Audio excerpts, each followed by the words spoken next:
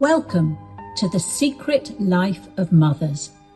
My name is Maggie Gordon-Walker, and I'm the founder and director of Mothers Uncovered. Join us as we explore and share the incredible stories of mothers when life has thrown at them challenge and, in some cases, trauma.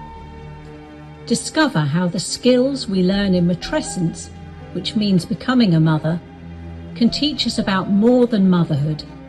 They teach us also about unconditional love, resilience, and acceptance. I'm joined today by Becky Barnicoat, who is a mother to two boys. She's a cartoonist and writer for The New Yorker, The Guardian, The New Statesman, Grazia, and many more. Before becoming a full-time cartoonist, she spent 10 years working as an editor and writer at The Guardian.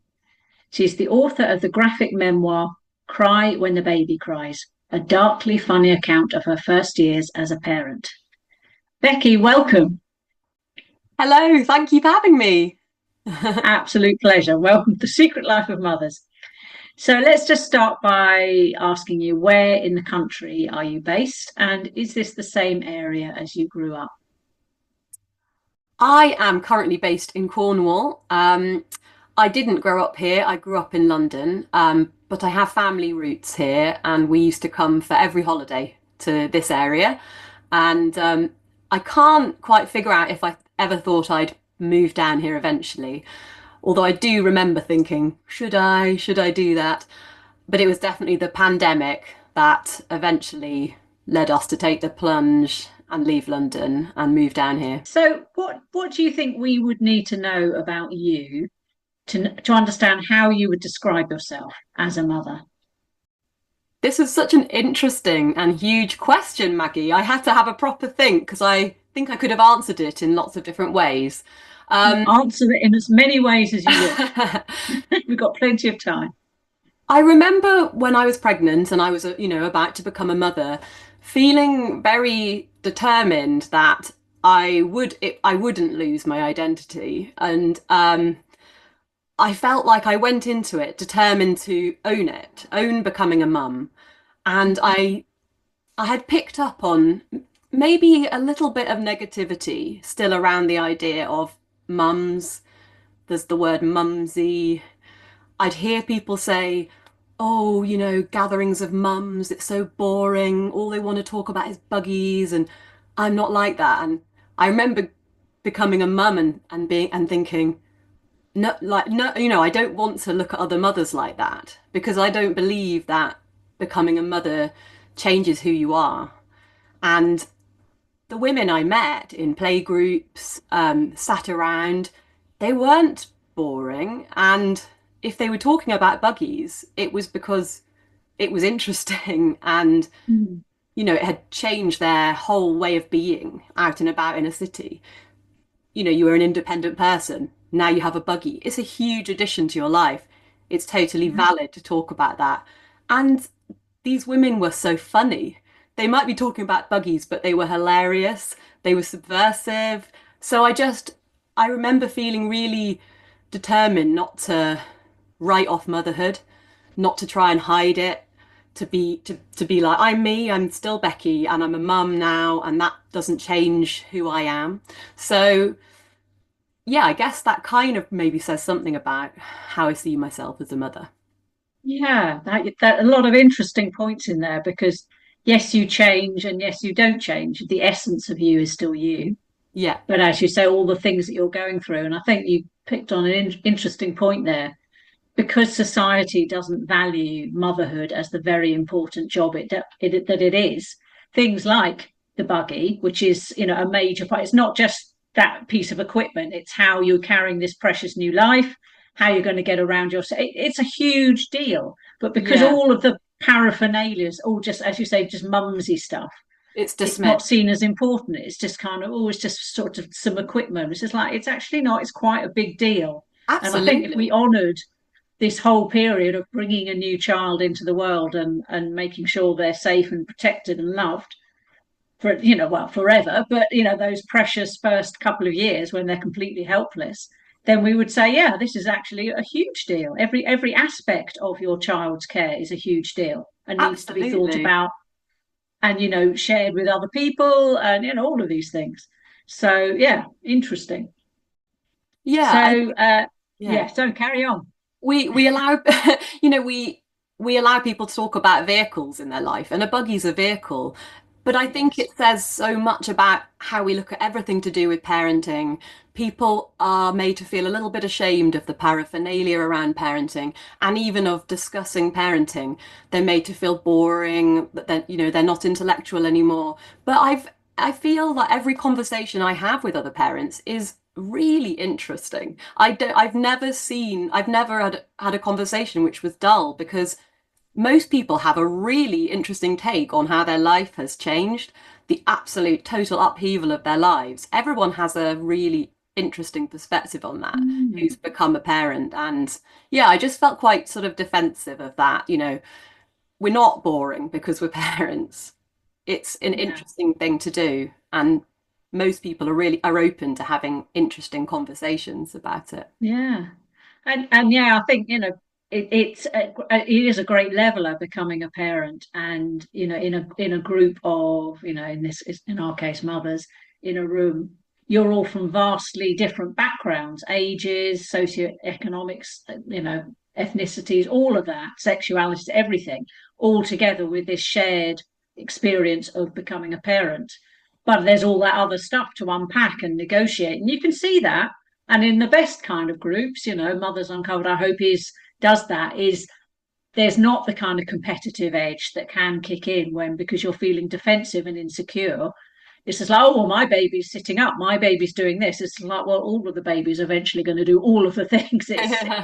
But those are the things that people cling to because they're trying to find their place in this dynamic. And it's quite an interesting thing. So, I mean, in our groups, we always pay great attention to how the mothers are feeling to kind of like hopefully negate some of that competitiveness and actually look for the things that are joining them together. But it's a delicate balance, definitely. Definitely. So let's get down to the nuts and bolts of Becky's experience, which obviously is detailed in fabulous, wonderful glory in your book, but we'll come to the book later.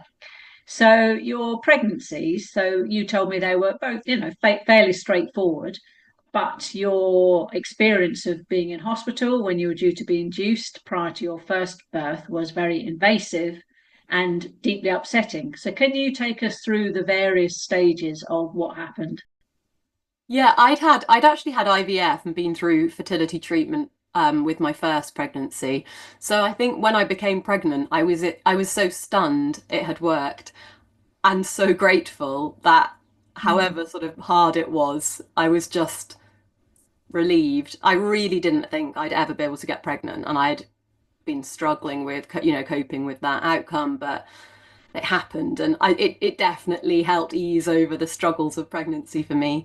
And then it came. I got to 40 weeks pregnant, and the doctors said they wanted to induce me. They were not comfortable with me going over my due date, and I knew that I could disagree with them, but Mm.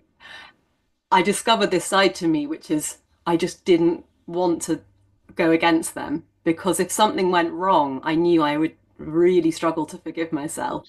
And I think I became a little bit superstitious with my births. So as soon as something happened that seemed fated, I just wanted to follow that and not fight against it, which is very strange. I definitely started to lose a little bit of confidence in terms of fighting Mm. my own path.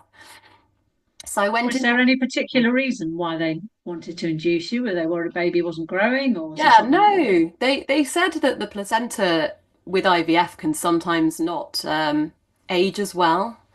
okay? I guess it was a very statistics driven policy. An elderly placenta, it can't cope anymore. Exactly. So I'm sure that it would have been fine, but in the end, No, I totally see. Yeah, you don't want to yeah, ever take that risk. my Absolutely, baby was 100%. huge as well Really.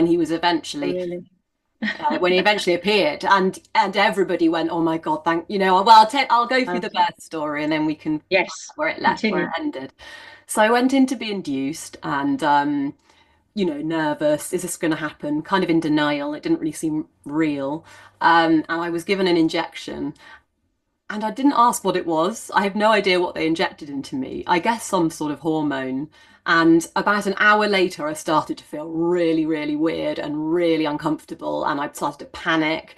And then I ran to the toilet and I was so violently sick. And I was on my hands and knees just being so, so sick. And it was quite traumatizing, that experience. You're so vulnerable and suddenly you're on the floor in this loo, and it was quite dirty and it was smeared with other sort of previous accidents that hadn't maybe been cleaned up yet. And it was like a kind of exorcist type. So I remember thinking, God, this is a terrible start. Like, how is this my birth story? I'd read positive birth books, and I had that vision that we all maybe have of a water birth with candles and my music, and this was like gruesome, gritty reality. This was the cold tiles of an NHS hospital covered, smeared with sort of what looked like maybe blood. And I was like, that's not the romantic birth that I was like, it's never going to happen. The romantic birth is over. We're in something completely different. And so yeah, they tried to induce me, but the contractions never really started. And I was then subjected to sort of hunt the cervix experiments from midwives and doctors, and they couldn't find it. And these were incredibly Oh, I painful. put it somewhere. Where's it gone? The first one happened at sometime around 5 in the morning, and I was woken from sleep by a midwife who was also a nun in a full NHS habit. And I kind of got startled awake by this figure above me. And she said, I'm here to find your cervix. So I had to put my legs up, and you really couldn't feel more vulnerable than 9 months pregnant, woken from sleep. Suddenly my legs are up, and she's got her latex gloves on, and she just started shoving her hand up my vagina, trying to find my cervix. It was so painful.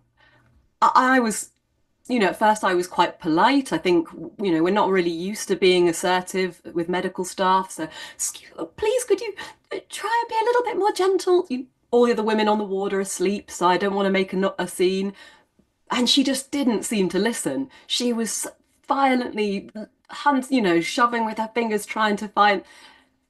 And I remember this thought going through my mind at the time, and it kept repeating to me, like, you've never, I've never been sexually assaulted, but now I feel like I know what it would feel like. And what a weird time to have discovered what it feels like to have someone violent. And I was like, what? I kept saying, there's a difference. It's not, this is a hospital setting. They're trying to help me. It's not, I'm not in an alley, in an alleyway, but at the same time, this is incredibly painful, and I'm shouting, no, stop. And they're not listening. So I just had these thoughts going around in my head, questioning whether this was okay, whether, where do you draw the line? Had I given my permission? I was saying no clearly, and I wasn't being listened to. Eventually, she couldn't find the cervix and gave up. And as she pulled off the latex glove, I saw this large golden, signet ring on her finger. And I looked it up later online, and I think it's a Bride of Christ ring, which nuns wear and never take off. And that was the kind of thing I could feel pounding against my perineum. And That's just horrendous. Just thing to happen. it was Yeah, quite strange. and I'm just so struck by the fact as you say, you were saying no, this is painful, and Mm, you do get this sense. Some, not all, obviously, there's some fabulous midwives, obstetricians, doctors, but you're kind of just you're a problem. You're like the car. Going back to the car analogy, that needs to be right. We've got to get this bit out and put this bit here, but you're a person behind that, yeah, and that's with needs and yeah. sensitivity. I definitely think there was a bit of an issue with consent. I think consent was taken as a given when they really should have asked. And I didn't feel that a lot of the staff understood the level of pain they were caused by, if you put your hand inside someone's orifice really roughly, that hurts a lot. and that shouldn't be a given. You don't need to hurt someone to try to find their cervix. Later on, there was screaming and crying coming from behind the curtain of the bed opposite me. And I thought, that's another woman having the same thing happen to her. And she was howling. And it was really distressing to hear it. In a way, hearing someone else, you can have that Yeah. objective. This is wrong. When it's you question yourself. But Yeah. So, stage one failed, stage cervix one not failed. found. Stage two. Yeah, the next day there was still no real contractions, and a doctor said he wanted to try and find my cervix and break my waters, even though labour hadn't really started at all. And I was really like, is that going to hurt? What does that entail? And he went, no, it should be fine. You've got gas and air. So I had this mask on, and there were two doctors stood there, two male doctors, and they started a very similar sort of aggressive, violent rummaging inside my vagina to try and find this hiding, terrified cervix. And but this time I had this mask on, and I think I just started hyperventilating the gas and air. And I mean, I completely tripped out. I was gone. I went deep into some sort of far away regression inside my subconscious. And I remember feeling like I was a little baby again, cowering in terror from what was happening to me. And I could feel the pain, but not that it was Mm. far away. I knew it was hurting, but I was absolutely terrified, and there was this loud voice in my head saying, never let anyone touch you like this again. Never. As soon as this is over, no one is ever going to touch you like this again. Like as if I had to promise myself. And then I remember hearing from very far away the sound of the doctor's voice saying, I think we've lost her. And at that moment, I thought I'd died. Yeah. I thought Wow. I must have hemorrhaged to death. Like somehow they've Yeah. ripped me open, and and I was dying, and I felt like it kind of felt like dying. I didn't know where I was. I was in this deep, strange trip, and then I felt the mask being taken off my face, and I could hear that I was laughing, and the doctor just looked at me and went, "You are having a good time," and I was lying on this bench saying, "Oh Yeah. my God, Hysterical laughing. That's what you were doing you because have you were in no a state of No madness by that idea. point. You think that's a woman having a good time. Yeah. I was beyond, but that by that point I'd made this decision. No one's doing that to me ever again. Everybody get off me. I want a cesarean. Yeah. And Did they accept that yes, they when you did. said it? Yeah. Okay. And I felt that I regained some control and some power over my body. Absolutely. Um, I couldn't I couldn't believe how that doctor hadn't been taught what it feels like to have someone do that to you, to Yeah. try and break your water when you're in no way in labor. That he thought Yeah. I was having a good time.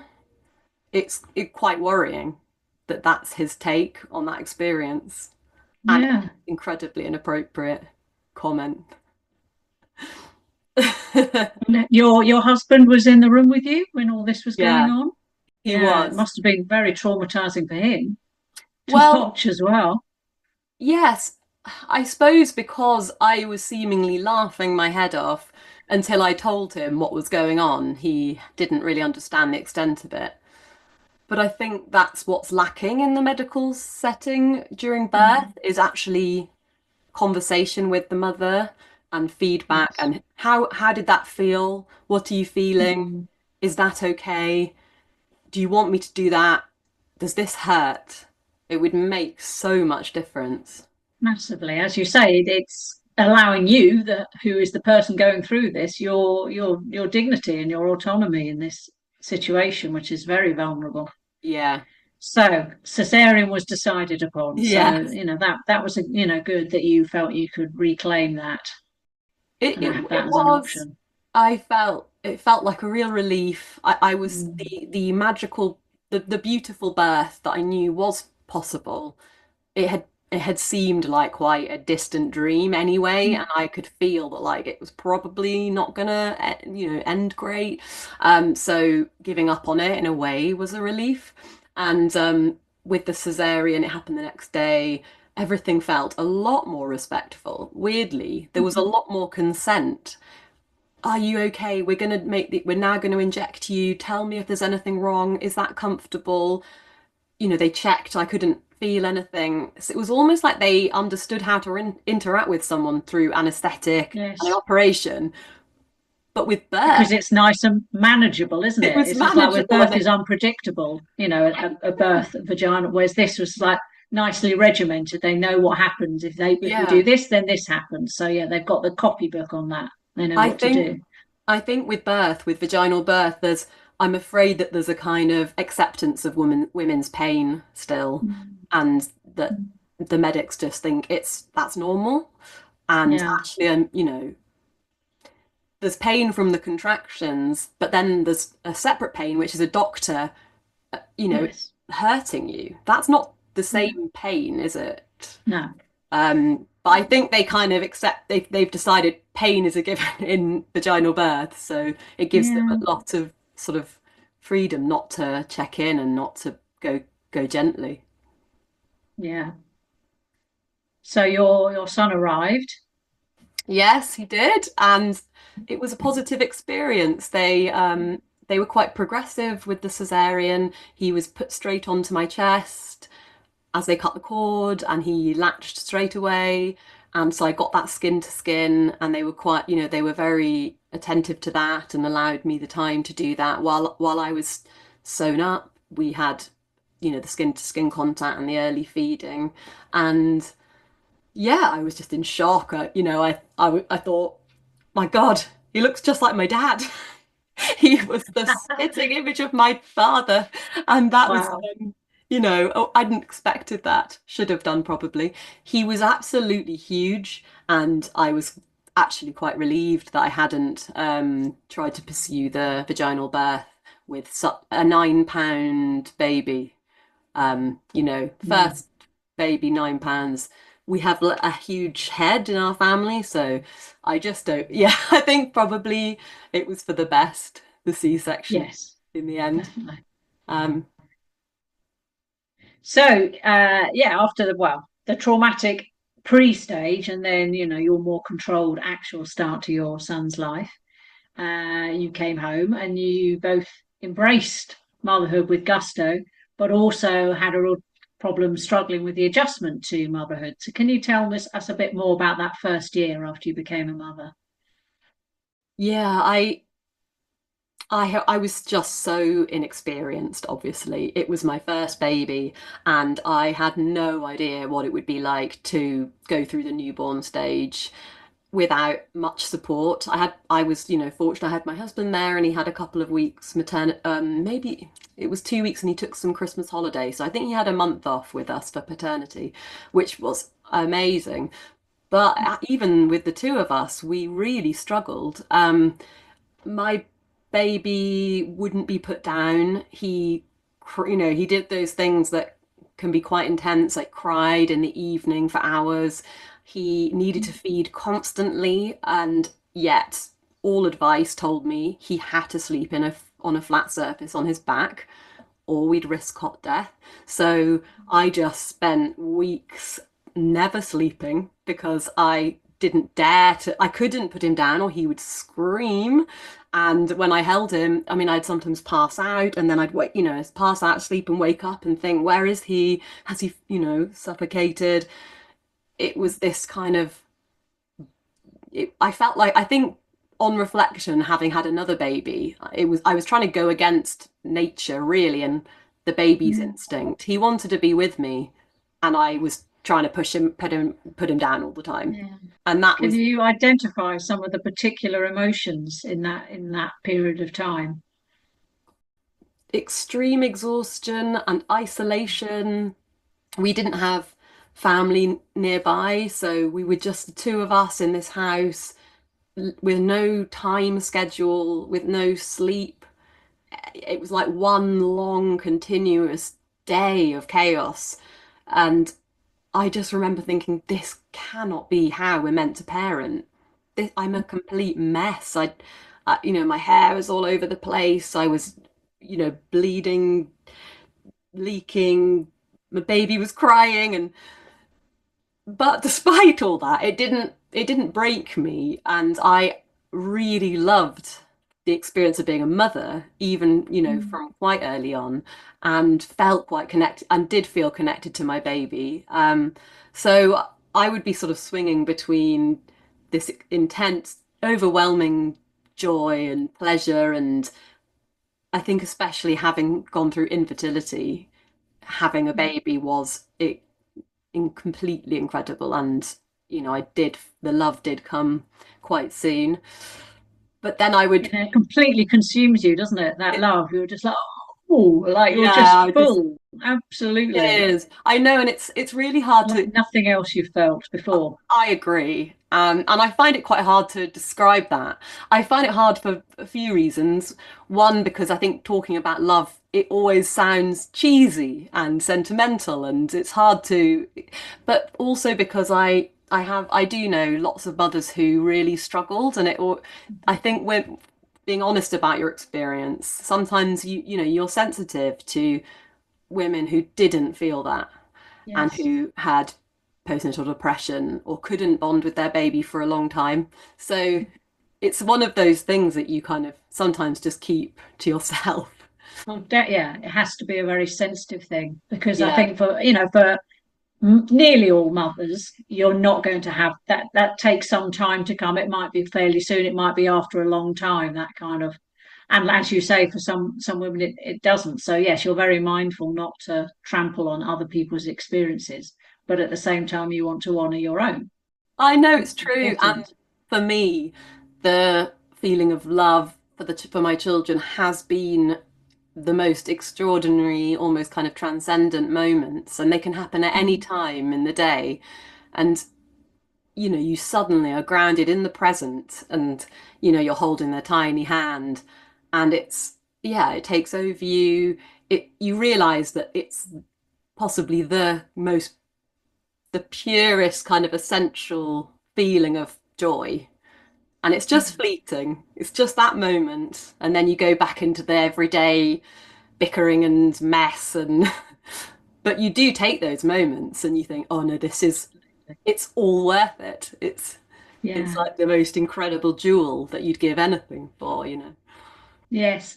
Which, yeah, it's interesting because the way society is governed now, and as you know, I advocate for matrescence, like always Mm. shoehorn mention of it into anything, because the whole terminology for that period of time, all we've got medically is postnatal depression. It's just like that is inaccurate on so many levels Yeah, because that's so it's interesting. actually just the experience of it is huge. It's way beyond feeling depressed, which some women have Hmm. trouble, their parents have trouble identifying that because it's like I might feel depressed today. Today I'm joyful. Today I'm sad. It's huge, and Yeah, we don't have the terminology to describe it.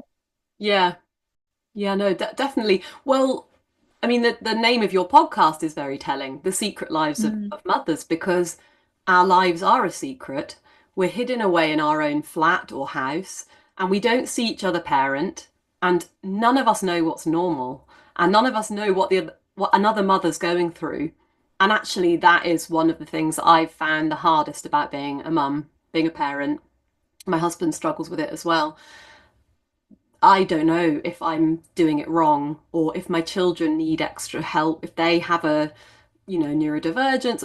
I don't know. I don't know what's normal behavior for their age. I don't know what's normal behavior for us because we don't see other parents parenting. Which is why, things like your fabulous book, and we also brought out a book called The Secret Life of Mothers to share those experiences because it's only by having access to other people's Yeah. experiences you think, oh, okay, that chimes with me, that doesn't, but I understand where they're coming from, and it starts to make sense for you.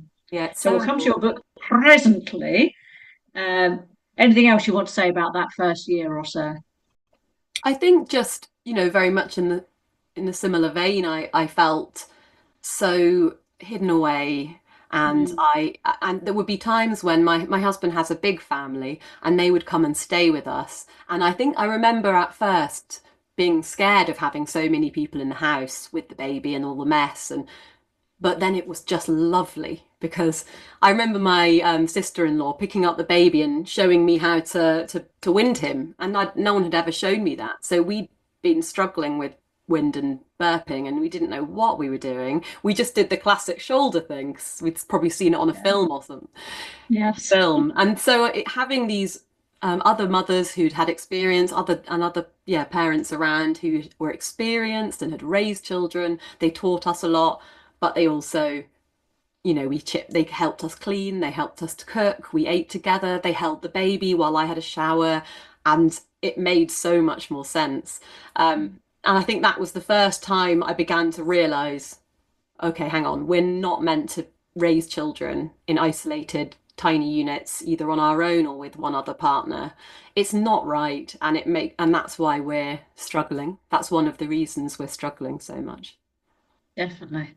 So yeah, 2 years later, you had your second son, which was it wasn't was quite a surprise to you, I think, because you had the IVF with the first, but the second was conceived naturally. Am I right? Yes, Yeah. yes. As soon as I stopped breastfeeding, my son decided he didn't want to breastfeed anymore when he was one. We'd had a patchy breastfeeding experience anyway. It never completely settled, and then he just stopped and didn't. He was like, "What are you doing?" He didn't. It was like he'd never done it before.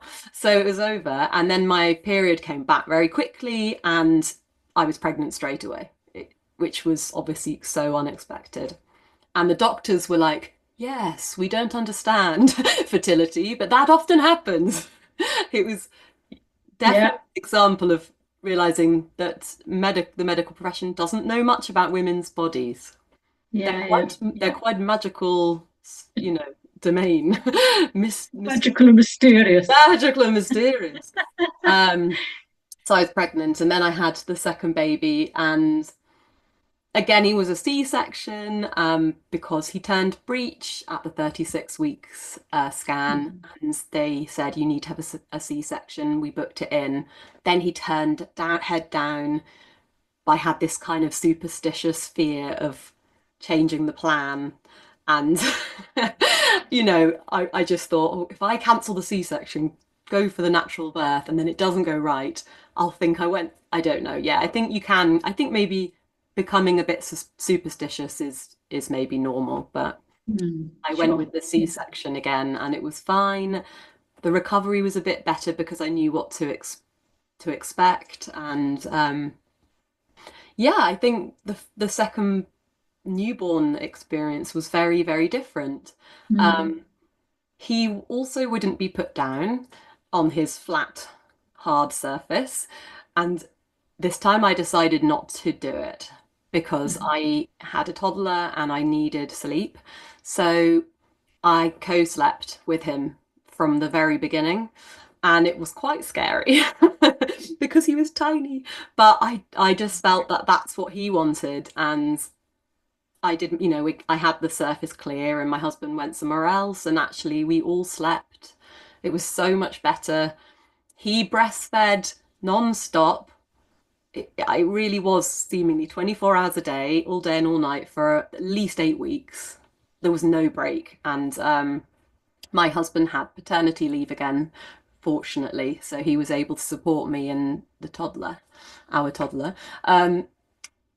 But yeah, no one had ever told me a baby could cluster feed that Mm. much. With my first baby, he had wanted to feed the whole time, and when I broke him off to put him down to sleep, he cried, and the midwife said, "Oh, that's not normal. Oh no, you need to give him formula. He shouldn't need to feed all the time." So I really I lost my sense of what was, right. Mm. And we gave him formula, we combi fed.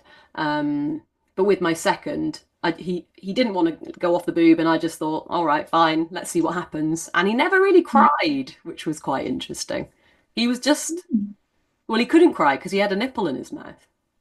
But it was very And relaxed. also, yes, you were more relaxed. Ergo, he was probably more relaxed. I mean, I yeah. was getting some sleep, and I spent all day on the sofa, and I would listen to books on my headphones or read books on my phone, and that was really nice. I didn't just fall into the social media hole, because I knew that would make me feel quite depressed. So I, chose books I really wanted to listen to and read, and tried to make that restricted time on the sofa for, quite enjoyable. And I did enjoy it. I like sitting on the sofa. But yeah, I think I'm very, very aware that it was only possible because my husband had paternity leave. So Yeah. his company were brilliant. They offered dads really strong paternity leave, which is very unusual. Yeah. Now that is, and but it's how it should be. But as we know, it Absolutely. isn't for many people. So you were probably sitting on the sofa with your very young son when the pandemic came, which, Yeah.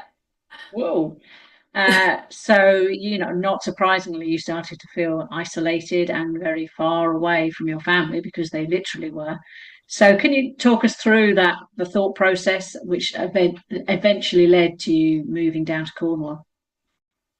So my mum and dad were living in Cornwall, and when the pandemic first started to be reported, I don't think we really believed it was going to be anything. And we'd seen swine flu fizzle out, and 2009, I think it was, and I just thought, I don't know, we didn't have any experience of pandemics. We didn't think it was going to happen. We were going to visit my mum and dad in March anyway, and everything was kind of low level. I think things were going it was quite intense in Italy, but it still seemed far away, and we were just in denial. So we went to visit mum and dad anyway, and then within a week, Boris Johnson was on TV locking down the nation. It was so rapid. I just, it's hard to, you know, remember what that felt like, because now it's normal to have crisis crises unfolding on TV, but then it felt so surreal.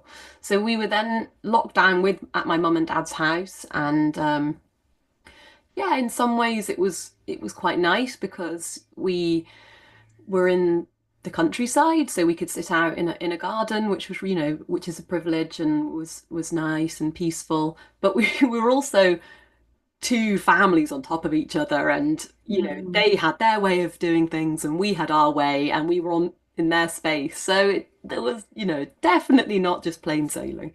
Eventually we went home in the spring, 3 months later, and that was the point when I started to feel really cut off Yeah. from family. And I think probably having been with family for the first 3 months of the pandemic, I realized that I did want that. I wanted the children to have some grandparents and relatives nearby. Um, my husband was furloughed for a long time. It's 9 months, nearly a year really. And so we just suddenly thought it suddenly seemed less of a leap to leave the city, and I'd already gone freelance. So we did it. We decided to move down to live near my family. And Mm. yeah, it still feels like a bit of a blur. The pandemic's such a weird kind of block, isn't it? Yes. Time Very went, strange. time disappeared. It went 4 years was nothing, and it's Yeah. hard to process it still. Definitely, it is. And, historians in the future will study us and will, oh, I don't remember that. When you live through something, you can't be objective, but future No, generations will perhaps. yeah. So, yes, you mentioned you'd gone freelance and you're a very successful cartoonist. And you said you'd started sharing some posts about your experiences of being a mum on your Instagram. So, can you talk about how that kind of took shape and evolved and eventually became your book? Yeah, I'd been working before my first baby was born. I'd been working at BuzzFeed as a cartoonist and writer, and we would draw cartoons about our daily life. So when I had a baby, it seemed like it made sense to start making content, as we called it, about that. And so I would share cartoons about expectation versus reality often, what it looks like when you see someone with a baby versus what it feels like when you have a baby.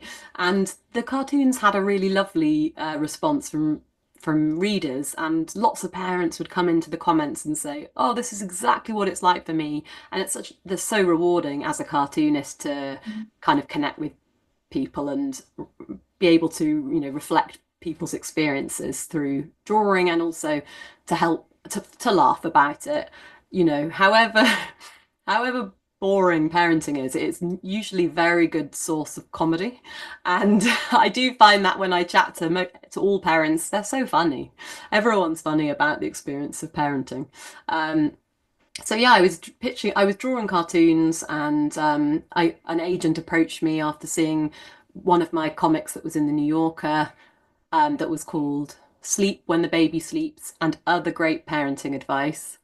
And in that comic, I decided to offer other tips, e.g., cry when the baby cries, drool when the baby drools, trash the room when the baby trashes the room, refuse to get dressed when the baby refuses to get dressed.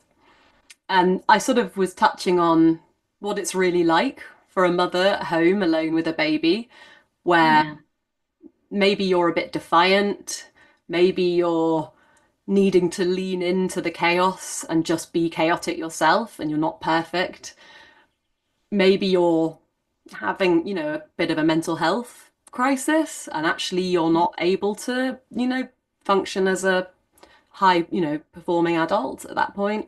And yeah, it really resonated with readers. I think women enjoyed seeing themselves like in that way, not presentable, just Yes. almost, in your element, kind of being whoever you are in that challenging moment.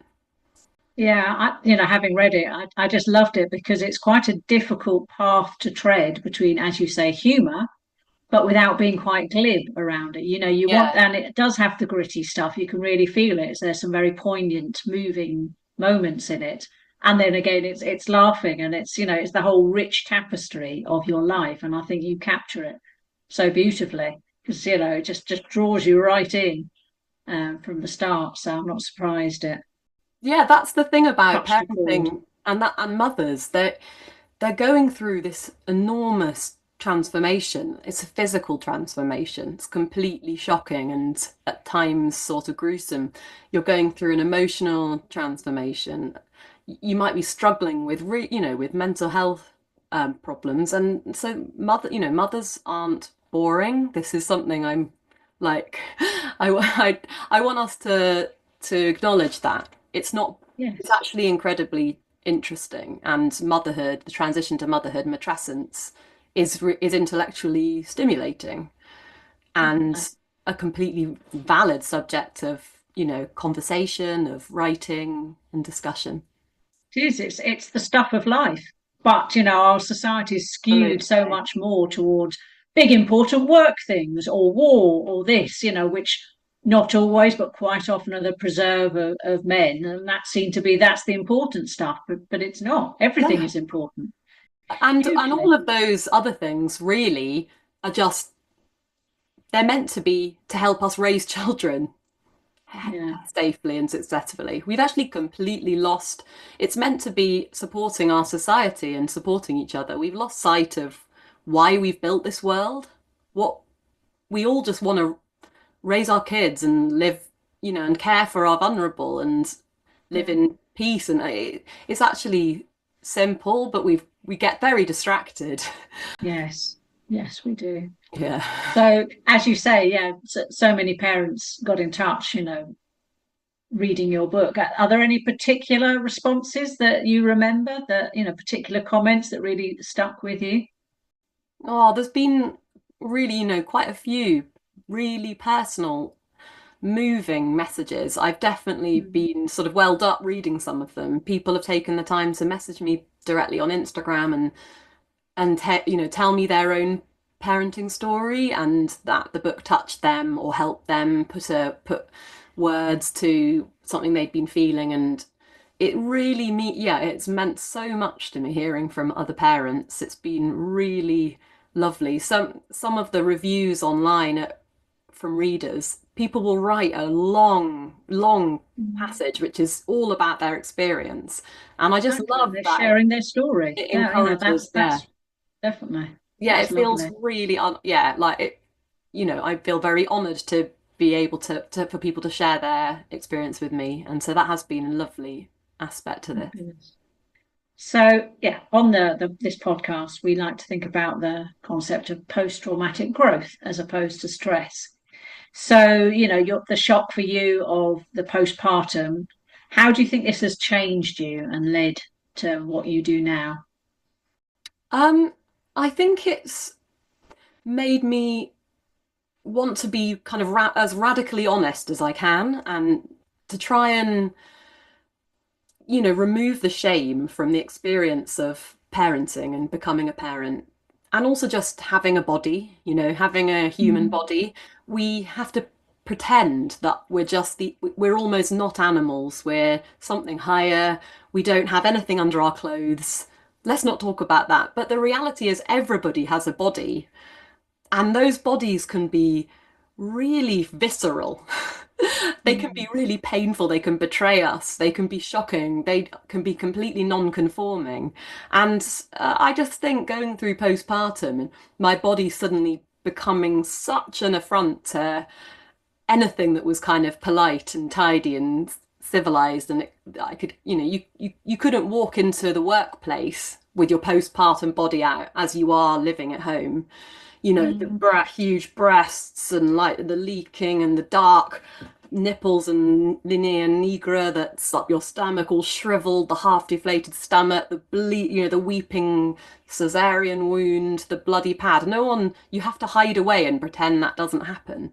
But why we need to acknowledge our bodies and stop pretending they don't exist. And so it's become just something that I challenge myself with, really. I was quite a prudish child and teenager, quite body shy and awkward, and probably didn't want to talk about my body and hid it away. So now I try to challenge myself to be open and honest, and just talk about what happened and talk about my, body parts, that my vulva, vagina, because we should normalize this. We shouldn't shame mothers and keep them hidden away. We need to we need to help them raise children. Absolutely. And yeah, so that's kind of how it's changed me, I think. Definitely. No, I can really hear that. So your first son was born in 2017.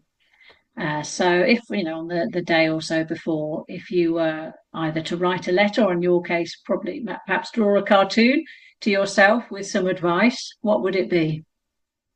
Um, Definitely after having two babies and raising them to be children now, I feel that I finally can, I feel like I learned how to speak baby. And it was something I didn't understand at all when I had my first. I didn't understand any of his noises, any of his gestures. Now, when I see a newborn, I can see what they're saying. So I think this is another issue to do with how isolated we are from each other and from child rearing. The last baby I'd ever really known was my sister 20 years before I had a baby. I didn't know babies or understand them. And I do think we're probably meant to be in contact with babies consistently through our lives up to the point where we have a baby of our own. So if I could say anything to her, I'd give her like all this, explain all the signs and gestures that babies make.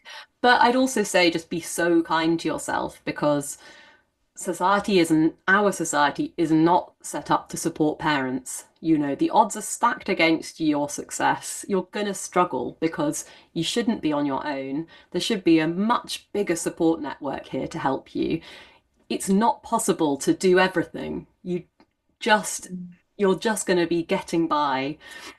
And then I'd say, don't try to make your baby follow a routine from a book, because he's an individual, and the people who write these books do not have all the answers. So just go with your baby and don't try and fight that. And it'd be really interesting to know if that made my first newborn experience easier. I'll never know. But the second one was much easier, and I had that extra experience, and I just I went with whatever the baby seemed to want, and it worked better. So yeah, it'd be very interesting to know if it made a difference. And lastly, so because Mothers Uncovered, we use art and writing in our sessions, because I think creativity is very important. Obviously, you are a professional creative, but I think it's hugely important for all mothers to and fathers or parents to articulate what they're feeling through some sort of form to make sense of it and create a record of it, because you forget so much.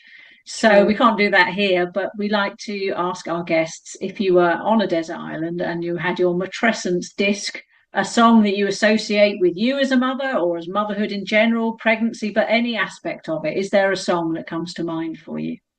Yeah, I had to think about it for a second when I was coming to that question. There was a song actually. I took my first baby to a local singing group in London, and we would all sit around, and the song that we would always begin with was called Tu la Mama. And it's a beautiful folk song about parenting, about motherhood. And I remember singing this with this group of other mums, feeling so connected and loved and supported, and the shared love for all the babies really touched me. So and I felt that about playgroups generally. I thought they were kind of an oasis in this quite hostile social landscape where everything's designed for work, commuting and work. But then you'd have these little play groups or singing groups where parents would come together and just support each other. And yeah, so Tu La Mama, singing it to my son, and now I get to sing it to my niece, and my sister takes her baby there. It's a really, yeah, lovely kind of reminder of not feeling alone. Lovely. That sense of community is what we all crave and Yeah. need. Thank you, Becky. So how can our listeners find you? Tell us your Instagram and any other ways to contact you or look at your work. Yes, so I'm on Instagram. It's at Becky Barney Comics, and my book is available to buy in bookshops and online. Cry when the baby cries, and do reach out. I love to hear from people who have seen my work. So, thank you. Thank you so much, Becky. It's been lovely talking to you. Thank you so much, Maggie. Take care. Bye.